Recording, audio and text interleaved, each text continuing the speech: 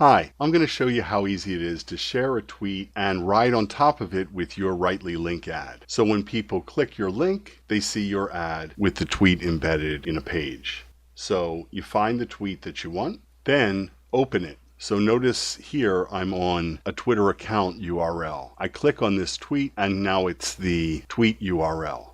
And that's what you need to start with. So then I'll click on my WriteForge browser button. And I see I have two URLs in here that have been converted to Writely's.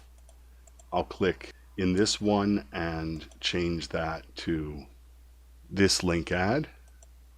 And I'll change this also to a different link ad. Then I'm going to get an image to attach. This is about TikTok. I'll add this image, and then what I can do is check what people will see. So there's this, and here's the tweet embedded in a page with my link ad on top of it. So you'll need to have at least one link ad made with Writely and have your WriteForge browser extension. Then you could just modify the tweet as you wish, edit anything, and decide where you're going to share from. Add to queue, multi-schedule, or just send now.